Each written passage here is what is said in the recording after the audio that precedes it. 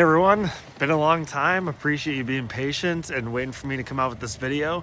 This is my 6-month review of my 2025 Nissan Armada Pro 4X. Full disclosure, a lot of this video is going to be me talking through the cons of the new Nissan Armada, the things I've noticed during my ownership. Some might sound nitpicky, some of the things I'll say, but they're all things that as an owner or as a prospective owner that I would want to know. So let's get into it. It's a snowy day in upstate New York, and this thing has been a monster in the snow, no question about it. Now I do have the bigger 33-inch tires with the 18-inch Nismo Axis wheels on there. So those tires being a bit bigger than the stock ones and thicker and just more tread than what's on the Pro 4X. These are really nasty in the snow, so these have been great. Again, I've said this in previous videos, you do get a very slight amount of bit of rub with those front tires in full lock in reverse against the body mount right here, which you can't really see because it's kind of covered by the snow. Some people will go down a slight size or mirror the stock size and just size down on the wheel, and you won't get any rub at all. The rub doesn't really affect the performance as far as I'm concerned, so this works great just as is. Overall, the truck's been great. I'll talk a lot about that, and I'm going to talk about some pet peeves, of course. But with the keys in my pocket, when you walk by the trunk, just kind of doing anything, and of course, there it goes. I do not intentionally activate the trunk. I'm not intentionally trying to get the trunk open. I'm simply walking by the car with the keys in my pocket in a tight space, and it opens up the lift gate. The problem with that is if you're in a tight space, you can often hit something with the lift gate or otherwise get into a little bit of an issue with it. I hit my garage door previously with it. Thankfully, it only kind of scratched it very lightly and not much of an issue. But really frustrating when you're trying to get going, everyone's loaded up in the truck, and then you open the trunk by accident just because you walked by with the keys. So I understand there's a sensor under there to make it easy, kind of the the no grab sensor. You put your foot out with the arms full of groceries trying to get them into the truck, but the sensitivity on it is really, really bad. I've looked into the menus in the car itself just to see if I could turn that feature off, and from what I have seen, it's a little bit of an all or nothing, meaning I can turn off the power lift gate entirely, but then that door is really heavy with those hydraulics. I can't use the power function at all, versus I have this super sensitive rear lift gate where every time I walk by, not every time, but when I walk by with the keys, it's going up when I don't intend for it. So as we get going here, don't be alarmed by the low tire pressure. I'm running about 28 PSI in the rear tires. Not intentionally, it's just gotten really cold and I haven't had a chance to top it off yet. So just as you know, I have the low tire pressure sensor going. It's for the rear wheels. They're 28 PSI, calls for 35. I will top those off, but right now for low speed snow driving, not a huge deal. So I've had the truck for just under 2,000 miles now, 6 months. I've said it time and time again. I have 3 vehicles. We don't drive too much, so that mileage gets spread out and they don't accumulate that many miles. However, I really do use the truck in a way that it's intended for, or at least the way a truck would be intended for, in the sense that I use a rear-mounted plow my own driveway, I do some towing, and when the time calls for it, now it's not so bad, the roads are pretty plowed, but there is a need in my area for, something that's fairly capable in an off-road setting, not in the conventional sense. I'm not necessarily overlanding, but I need something that's good in a variety of traction environments and deep snow.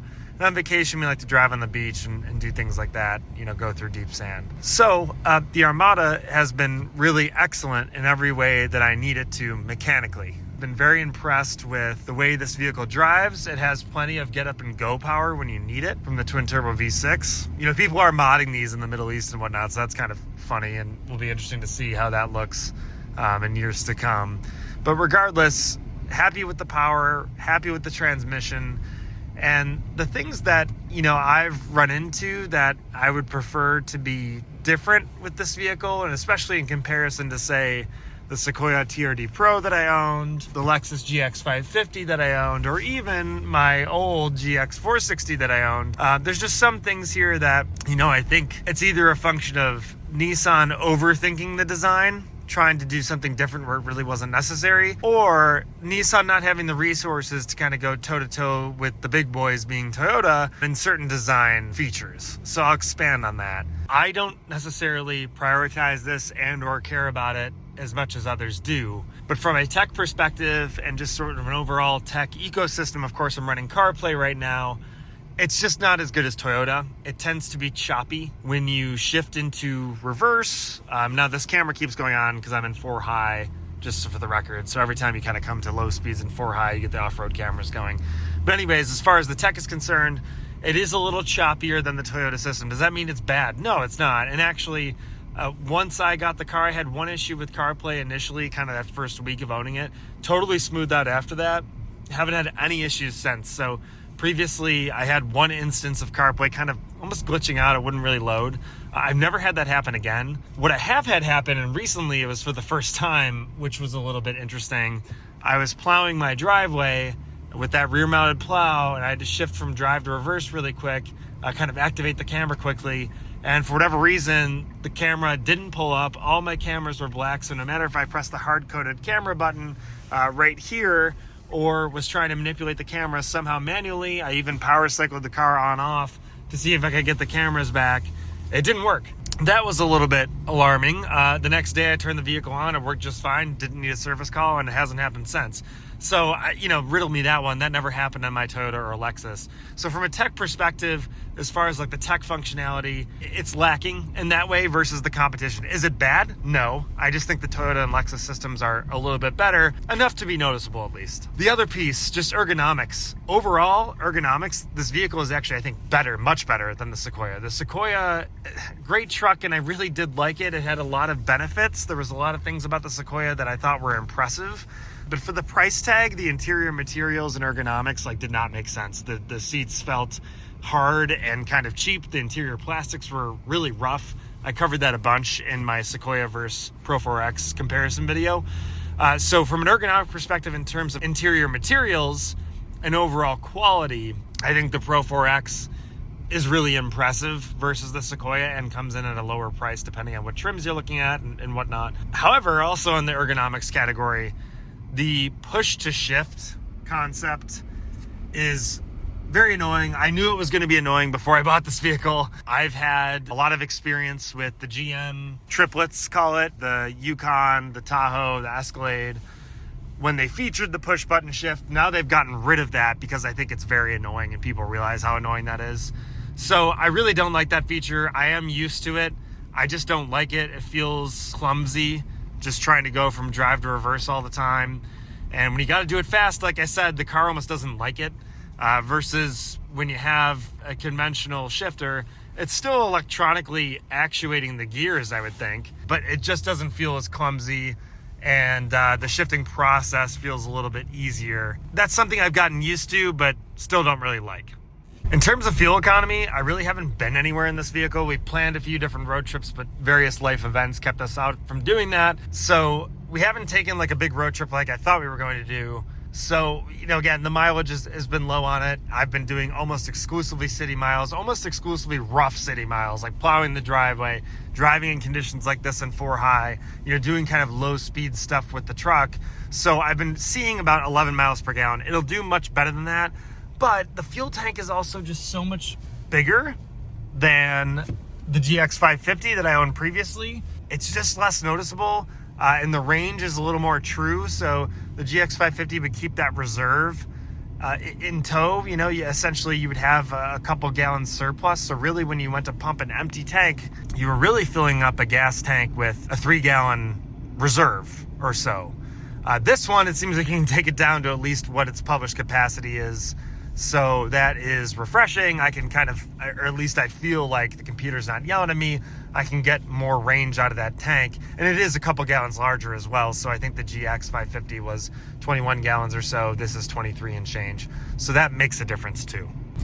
Another issue that I've kind of been dealing with the last couple days, and if you watch my videos, you'll know that maybe I just have the worst luck ever with climate control in vehicles. When you remote start the Armada, the climate and everything is configured to warm up the car. Well, with mine, for whatever reason, most of the time it goes on. The car always goes on, right? When I remote start it, the car always goes on.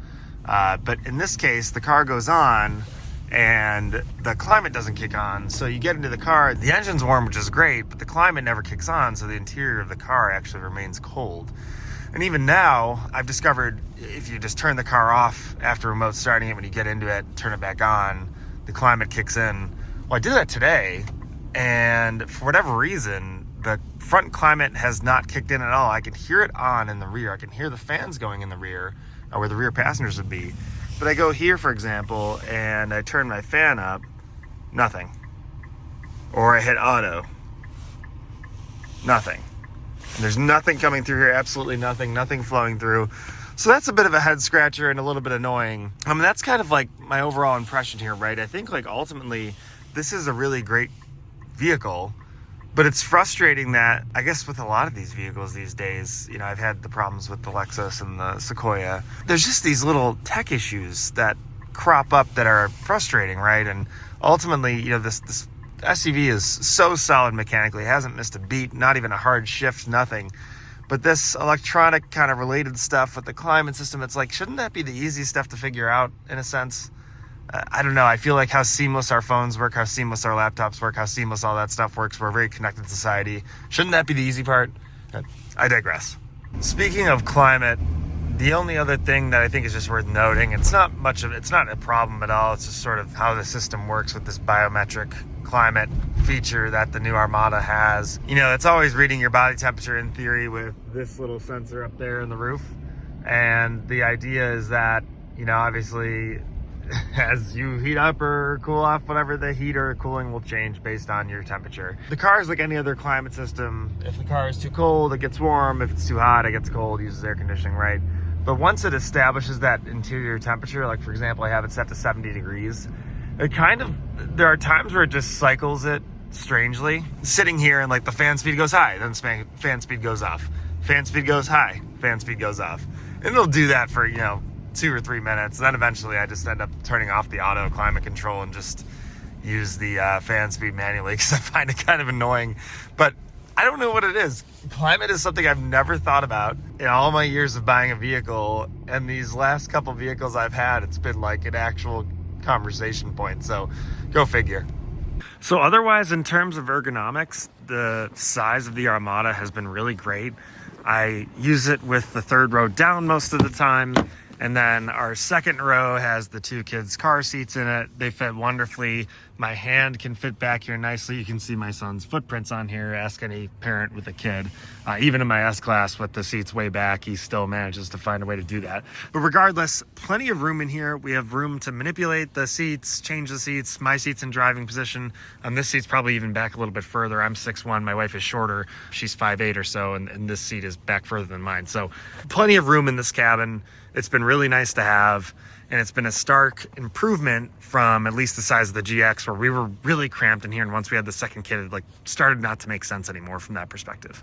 Otherwise, the trunk has plenty of room. I've just got like an emergency bag back there and a couple grocery bags, so we don't store anything back there long term or anything, but plenty of room in that trunk to use. Only other thing from a passenger perspective that I do kind of miss from my Lexus and Toyotas was the sunshade in the back. That was just kind of a nice feature. The tints are fine, but I will say I have the sunshades that are powered. Now in the Lexus and the Toyota, they were never powered. In my S-Class, I have powered sunshades. It's really nice to have. I just like putting them up. It does darken the interior, especially when you got little ones in the back. It is nice to have that feature. Tints are fine. It's rare that there's kind of sun shining in their face, but that's something that I do miss between the old Toyotas and Lexuses versus the Armada, having it now for 6 months. So, you know, there really isn't a bunch to talk about other than, you know, people are going to say, oh, you barely drove the car or you don't put miles on it. Yeah, I guess that's true. I don't put many miles on it compared to the average American. But the reality is the state of the auto industry now, things are not made as well as they used to be. So people are having issues with new vehicles off the bat pretty quickly, and that's been different than years past. I would say probably that changed around COVID times, maybe a little bit beforehand. So to have a good 6-month review on a product that was substantially changed from its previous generation. It's a brand new vehicle. It's a brand new platform. And I've only had like these little small technical glitches that I would say are more annoying than anything else. And they certainly haven't colored my ownership experience. I took the chance on Nissan. I was very nervous about it coming from blue chip Toyota and, you know, everything that Toyota stands for: reliability, no concerns with maintenance, good fuel economy, residual value, all these things that you think about with Toyota vehicles. I kind of left behind with this Nissan and took a chance. And it was a gamble, but so far, I've been really happy with it. We will see as time progresses. but it's been a great truck to start, and it's done a great job at helping me do the things I need it to do. And I'm looking forward to taking a road trip with this thing, hopefully soon. So let me know what questions you have. If you're wondering about the ownership experience at all, I tried to kind of splice in various things that you may have learned if you watched some of my videos with the various vehicles that I've owned. I've really enjoyed the Armada Pro 4X for the first 6 months that we've had it. I'm excited to put more miles on it, and I'm excited to continue to share that journey with you. So thanks as always for watching. I know I got a busy schedule, but appreciate all the likes and subscriptions and comments. Let me know what you think. Do you think that the move to go Nissan was crazy? Clearly a lot of you did. I'm really happy with it. I'm a believer. I would love to see Nissan become kind of a big competitor again. And I think this Armada is a really strong move in that direction. So time will tell, but we'll see. Thanks for watching as always, and see you in the next one.